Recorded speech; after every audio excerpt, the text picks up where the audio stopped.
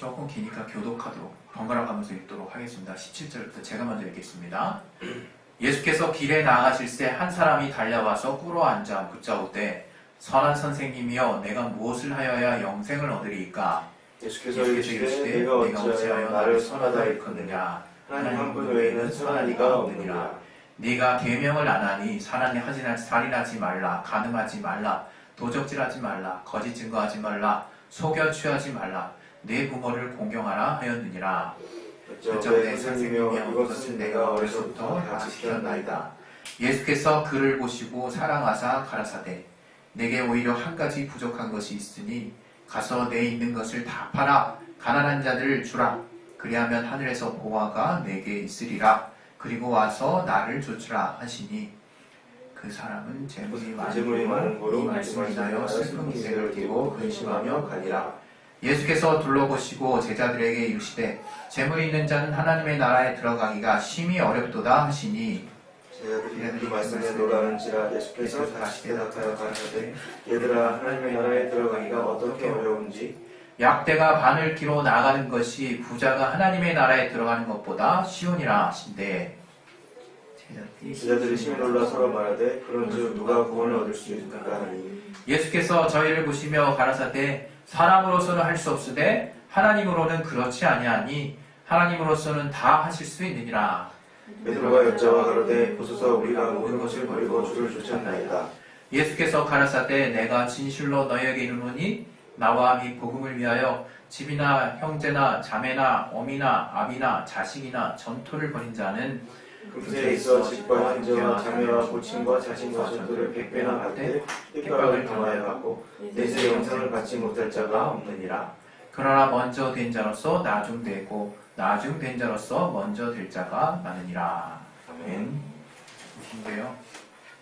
이 말씀 통해서 하나님이 우리에게 깨닫게 하시는 그 말씀 들을 수 있도록 들을 길을 허락하여 주시고 또 마음밭을 열어달라고. 우리 마음이 다른 것에 온통 신경 써 있으면 들어올 수가 없고 또 마음이 완악해도 들을 수가 없고 또 마음이 또 약해도 듣다가 또 그 들었던 내용들이 없어지게 됩니다. 여러분 마음밭이 좋은 밭이 되셔서 하나님 말씀 잘 들을 수 있도록 잘 심겨져서 100배의 열매를 맺을 수 있도록 마음을 열어달라고 기도하겠습니다. 하나님 아버지 우리의 마음을 열어주시고 도와주시옵소서. 성령으로 주의 말씀을 도와주시고 그 말씀이 저희 무슨 역사여 저희가 그 말씀 온전히 받게 해주시옵소서. 하나님 함께 하시는 은혜가 우리 안에 주시도록 아버지 주님께 주시옵소서. 아버지 깨닫게 주님께 주시옵소서. 아버지 붙들어 주님께 주시옵소서. 예수 이름으로 주십니다. 우리가 종교와 이제 신앙을 우리가 구분하잖아요.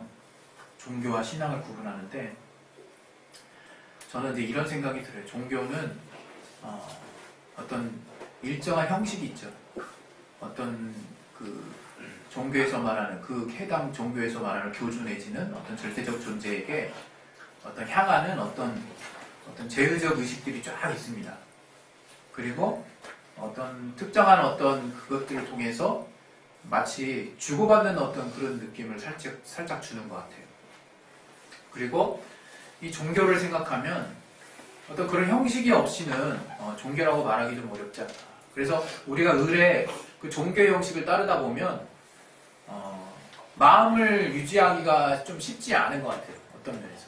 무슨 말이냐면 어떤 이미 갖춰진 형식이 있기 때문에 내가 그 형식을 따라간다는 것 자체가 내가 그 종교의 어떤 행위를 하고 있기 때문에 물론 그 종교 행위의 중요한 것은 중심이라고 말을 할 수 있겠지만 그것을 따라가는 내가 어느 순간 내 중심과 상관없이 그 종교적인 어떤 행위에 쫓아갈 수 있지 않나 그런 생각이 들어요. 그러나 신앙은 말 그대로 믿는다고 하는 것은 사실 드러나지 않는 거거든요. 어떤 면에서 우리가 이 믿는 대로 행한다라는 절대적인 어떤 또 우리 안의 가치들 때문에 그 사람의 행동을 통해서 믿음을 볼 수 있긴 있습니다. 엿볼 수 있죠.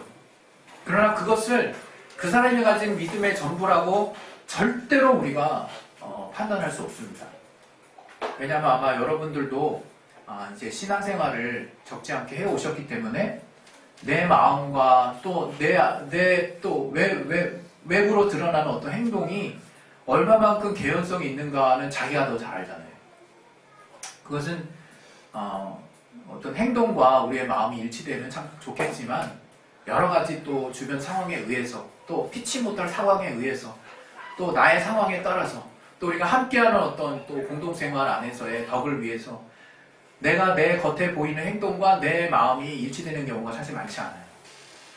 또 믿음을 쓰는 부분도 똑같습니다. 그래서 내가 내 마음대로 내 마음에서 원하는 대로 내 마음에 믿는 대로 행하는 것이라고 하는 것이 되게 쉬운 어떤 그 타이틀인 것 같은데 그게 그렇게 어려워요. 그게 내가 믿고자 하는 대로 행하는 거, 또 믿은 대로 나의 삶의 어떤 태도를 정하는 거, 그게 쉽지 않습니다. 그러나 종교는 그것이 가능하게 만드는 그런 어떤 부분이 있는 것 같아요. 이거는 저의 어떤 주관적인 어떤 판단이긴 하지만 이제 종교 지금 이제 우리가 고등 종교에 이제 기독교도 포함되게끔 세상에서는 보고 있지만 이 기독교도 종교라고 생각할 수 있어요. 그러나 우리가 지금 교회 안에서 이렇게 기독교를 믿는 것은 종교 생활을 하는 것이 아닙니다. 엄밀히 말하면 여러 번 말씀드리지만 정말 아주 단순해요. 우리는 하나님을 믿는 거예요. 우리는 하나님이 말씀하신 그 사실을 믿는 거예요. 사실 그게 우리 신앙의 사실의 핵심입니다. 더 구체적으로 표현하면 하나님이 보이지 않으시기 때문에 그분이 말씀하셨고 말씀을 통해서 말씀을 따라 오리라 오리라 하셨던 그 우리의 구원주 예수께서 이 땅의 역사 가운데 나타나셨고 그 역사상 나타나신 그 예수께서 하나님의 아들 곧 하나님이라고 우리는 믿는 것이고 그 하나님의 아들이신 예수께서 공생의 삶 가운데 저의 제자들에게 또 많은 사람들에게 말씀하셨던 그 진리가 되는 변치 않는 말씀을 우리가 생명이라고 여기고 그 말씀대로 살려고 하는 삶이 바로 우리가 말하는 신앙인 거예요. 따라서 이것은 종교, 고등종교의 어떤 성격과 여러 가지 틀을 가지고 있는 것도 맞지만 마치 하나님께 나아갈 때 세상의 다른 종교에서도 있는 어떤 제사의 형식들, 절차들이 있잖아요. 하나님께 나아갈 때는 하나님이 자신을 따라오는 어떤 법을 말씀하셨죠. 율법에 또 나와 있죠. 하나님을 섬기는 법이라고 해서 성막이라는 것 안에서 제사가 이루어졌죠. 그래서 우리는 을에 이것도 종교의 어떤 형태를 띈다라고 아주 편하게 생각할 수 있다는 거예요.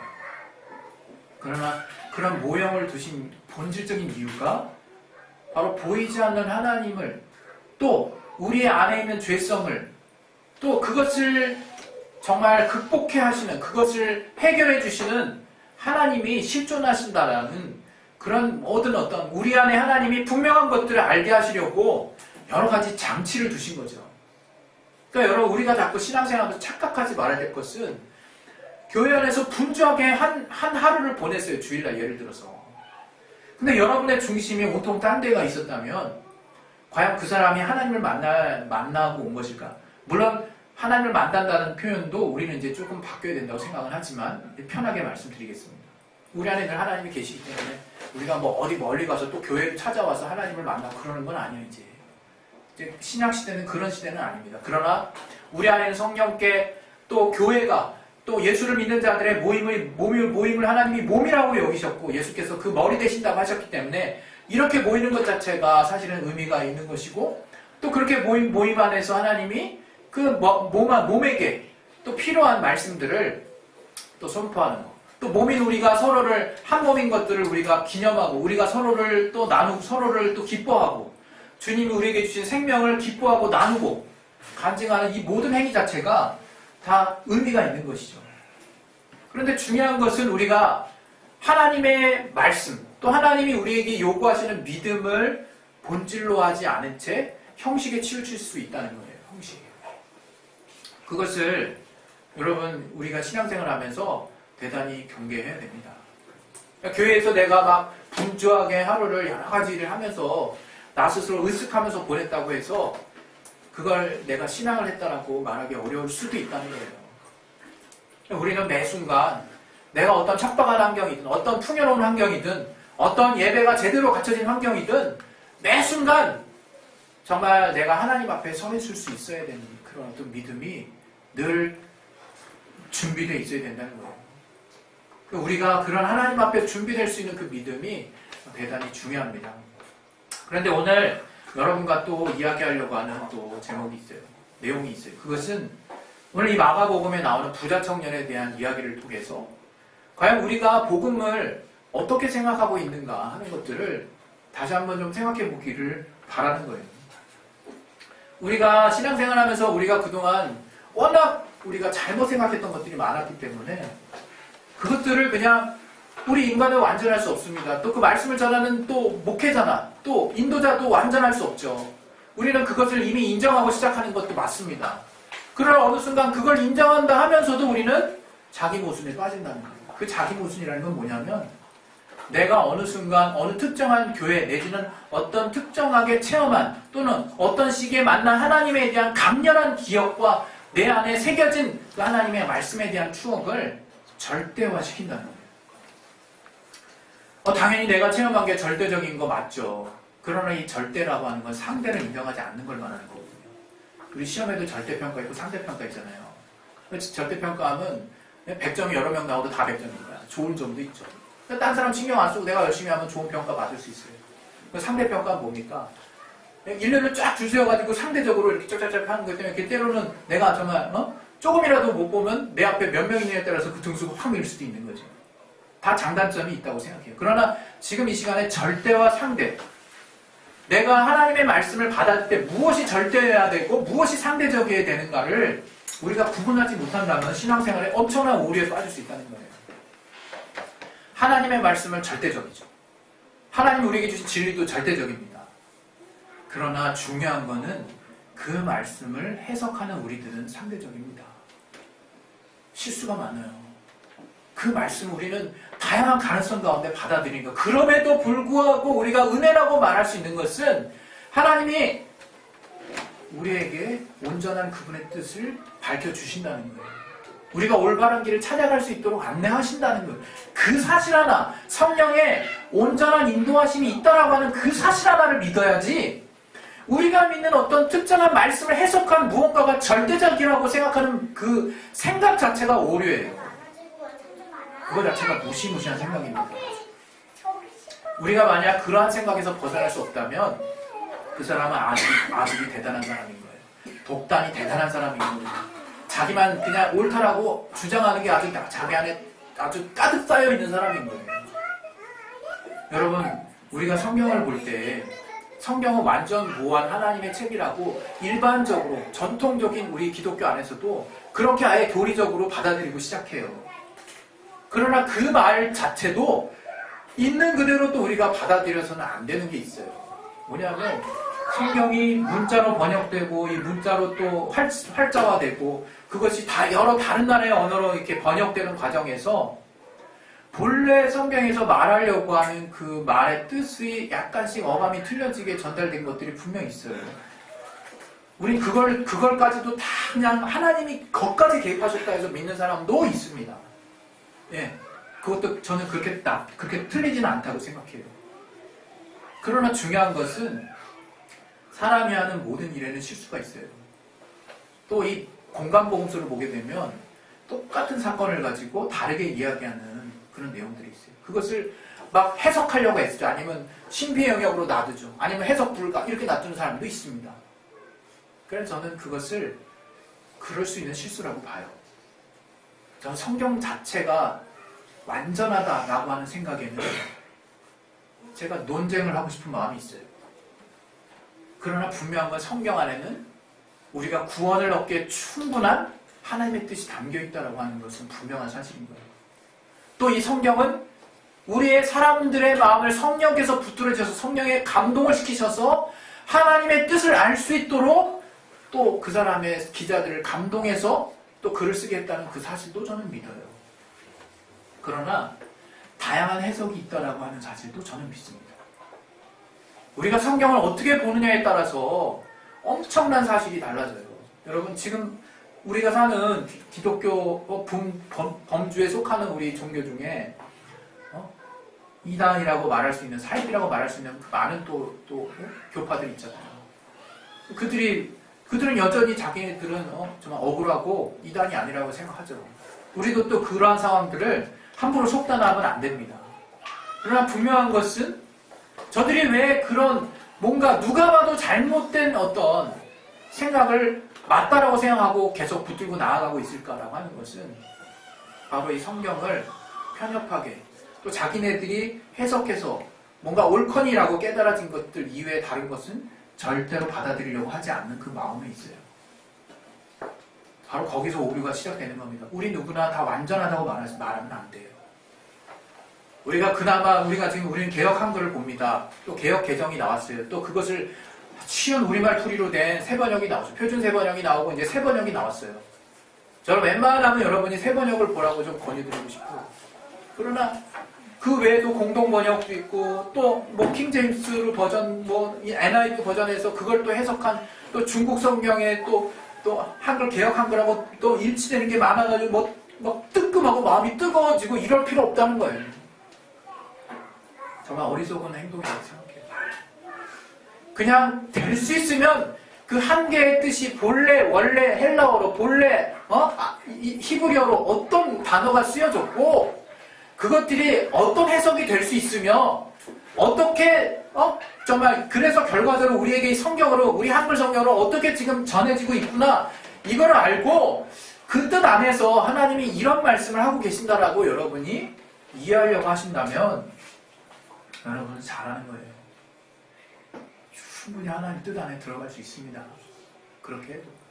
그러나 문제는 그 하나를 문자된 것을 개인의 심리 체험의 어떤 특별한 영역을 절대화시키고 보편화시켜서 그것만이 옳다라고 자기 벽을 채우는 그게 엄청나게 무서운 이야기인 거예요. 오늘 그러면 이 본문하고 무슨 상관이 있느냐? 저는 우리가 복음의 가치를 제대로 이해해야 된다고 생각해요. 복음의 가치를. 오늘 이 말씀 논란이 정말 어떤 면에서 많은 말씀이에요. 예수께서 이 부자 청년에게 정말 부자 청년이 물어봤어요. 어떻게 해야지 영생을 얻는다고. 그때 주님께서 율법을 말씀하셨어요. 우리가 흔히 알고 있는 사람에 대한 계명을 말씀하셨어요. 그랬을 때 그 부자 청년이 했던 말은 뭐냐? 난 어려서부터 다 지켰다고 해요. 율법을 약 6살 때부터 이제 만약에 철저한 어떤 바리새 교육을 받았으면 6살 때부터 배운대요. 외워서 배워요. 철저하게 배운 거죠. 그리고 철저하게 아마 행했던 것 같아요. 그래서 저가 자신 있게 나름 얘기할 수 있었던 것 같아요. 그때 예수님께서 뭐라고 그러셨냐면 저를 깊이 보시고 사랑하면서 말씀하셨다고 나와요. 이 부분에. 그러면 여기 사랑하다는 표현은 아가파오라는 단어가 쓰였거든요. 우린 또 이 아가페에도 그냥 단순히 그냥 헌신적인 사랑, 부모의 사랑 이렇게만 생각할 수 있어요. 그러나 이 아가파오는 제가 조금 더 이렇게 그 내용에 대해서 보게 되면 도리어 도대체 그 헌신적인 사랑은 어디서 파생된 거지? 이런 생각이 살짝 들 수가 있어요. 물론 부모의 사랑을 아가페라고 합니다. 근데 아가파오가 원래 의미하는 더 강렬한 의미는 특정한 대상을 정해놓고 그 사람을 높이고 그 사람을 향해서 자신의 사랑을 다하는 어떤 그런 방향성을 가진 어떤 사랑의 개념이 더 강해요. 다시 말하면 뭐냐면 하나님이 그 청년, 예수님께서 그 청년을 향해서 주목해서 저를 깊이 보시고 저를 높여주는 사랑을 정말 하시는 말씀을 하고 계신다는 거예요. 그런 의미로 오늘 이 본문에서 쓰였어요. 그러면서 저에게 저를 돌아보실 때 깊이 사랑하며 보신다는 뜻이 바로 또 그 앞에 있는 그 단어가 그런 뜻이 있더라고요. 그러니까 어찌됐건 중요한 건 예수님은 그 청년을 정말 주목해서 그 사랑을 정말 그 청년에게 높여서 그 청년만을 이렇게 높이려고 하는 그 청년을 아끼려고 하는 마음으로 청년을 향해서 깊이 관심 가지면서 중요한 꼭 필요한 말씀을 저에게 하신 거예요. 그냥 막 속단해가지고 저가 어떤 상황이 다 이미 꿰뚫어 보셔가지고 그냥 툭 얘기하신 게 아니라 정말 저를 아끼는 마음으로 하신 말씀이라는 거예요. 그 말씀이 뭐냐? 우리도 알잖아요. 그 말씀이 뭡니까? 내게 오히려 한 가지 부족한 것이 있으니 우리 21절에 마가복음 10장 21절에 가서 내 있는 것을 다 팔아 가난한 자들 주라. 그러면 하늘에서 보화가 내게 있으리라. 그리고 와서 나를 쫓으라. 이랬어요. 이 말씀이 이게 굉장히 중요한 말씀인 거죠. 내게 오히려 한 가지 부족한 것이 있구나. 이 사랑하는 자야. 이 아끼는 자야. 내가 너만을 지금 주목해서 너를 높이려고, 너를 정말 내가 최고로 지금 내가 집중해서 너에게 가장 필요한 말을 한다. 내게 오히려 한 가지 부족한 게 있는데 그게 바로 너에게 있는 것들을 팔아서 가난을 주고 넌 나를 쫓아라. 그 얘기 하신 거예요. 그랬을 때 22절에 청년이, 이 청년이 재물이 많은 거예요. 근심하고 결국에는 주님을 쫓지 못하고 갔습니다. 그래서 주님이 이제 재물에 대해서 이야기해요. 이 대목만 가지고 우리가 많은 또 말씀 들었죠. 아, 부자는 정말 천국 가기 힘드는구나. 야, 어떻게 낙타가 바늘기로 들어가는 것보다 부자가 가는 게 더 어렵다고 얘기하시냐. 이건 장난 아니다. 부자는 불가능하구나. 그럼 또 이제 또 어떤 또 목사님의 말씀을 또 이제 위로받으려고 듣죠. 아니야. 믿음으로 하면 안 될 게 없어. 그래. 내가 뭐 이 부자 되는 게 뭐 하는 거 어디서 뭐 막으라고 그랬나? 부자 되지 말라 그랬나? 주님이 가난하게 되셨잖아. 그래서 어떻게든지 내가 정말 돈 잘 벌고 잘 살게 되는 것에 대한 생각에 대해서 뭔가 흥이 가지 않게 하려고 그걸 또 이렇게 찾아보고 또 말씀을 듣고 이럽니다. 저도 똑같아요.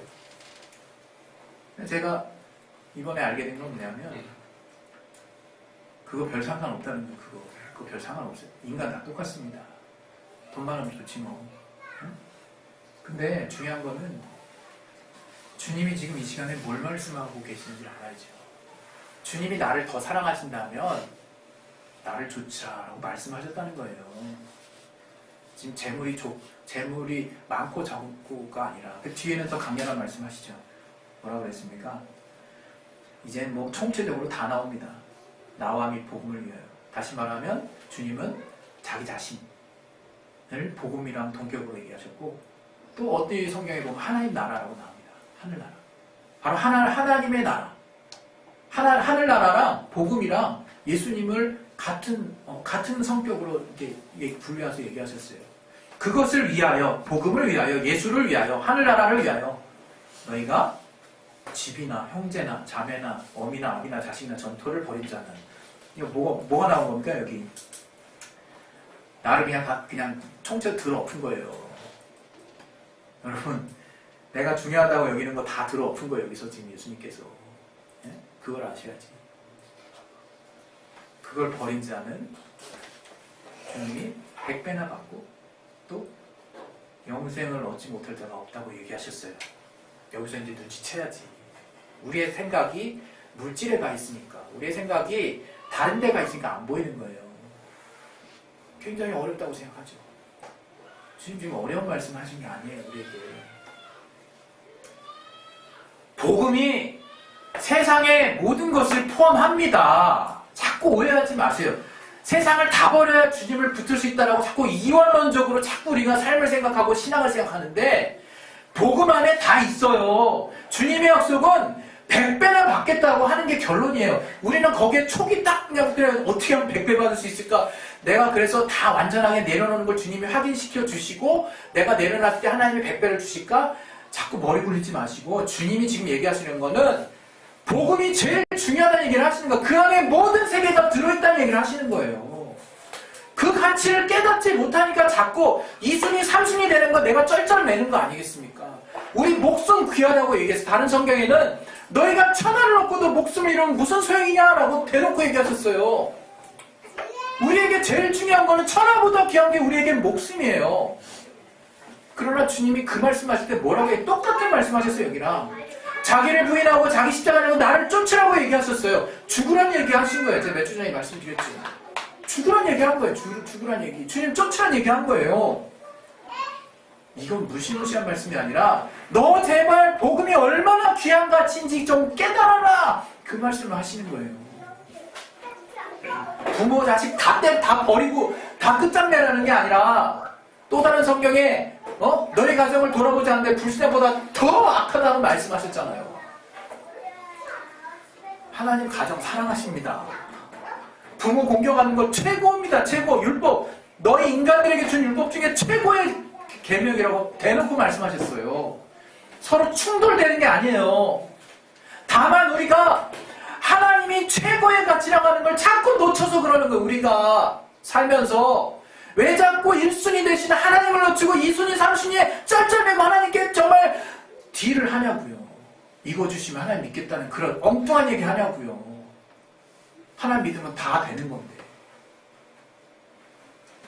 오늘 저는 우리가 그런 어리석은 행동을 하지 말았으면 좋겠는 거예요. 이제 더 이상. 하나님이 정말 내 몸 없는 이 땅 삶 다 포기하고 주님만을 쫓으라고 얘기하는 것처럼 들리죠.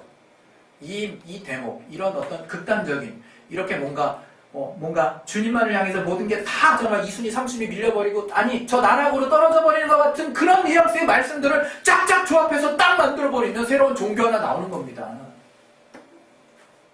여러분, 정말 오해하지 마십시오. 하나님 우리 사랑하세요.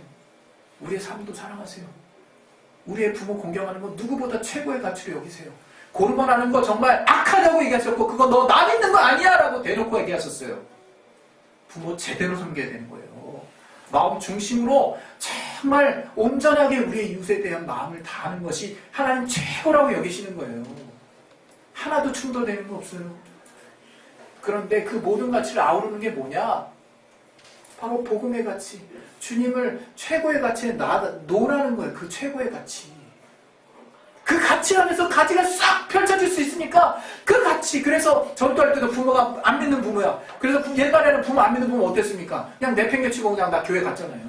그러지 말고 부모에게 도리를 다하되 내가 예수 믿는다는 거 끝까지 포기하지 말고 계속 거기에 핍박이 있는 거예요. 그래야 핍박이 있는 거예요. 부모가 안 믿는다고 내가 그냥 싹 그냥 선 거버리고 나는 마음 편하게 그냥 교회 다니면 내가 무슨 핍박이 있습니까? 부모한테. 그러나 부모에게 정말 중요한 부모를 사랑한다는 것을 내 마음은 다르지만 사랑한다는 것, 내 하나님을 향한 나의 신앙의 어떤 가치가 부모와 충돌될지라도 내가 부모를 공경한다는 걸 계속 나는 전달하고자 하는 그런 일을 하게 될 때 얼마나 괴롭습니까?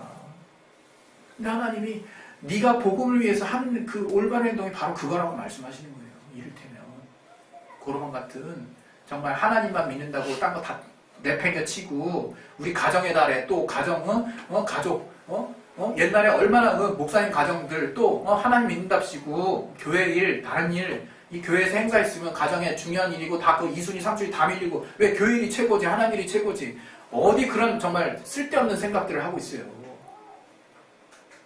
정말 우린 정말 돌이켜야 돼요. 얼마나 좀 악한 짓들을 많이 했는지.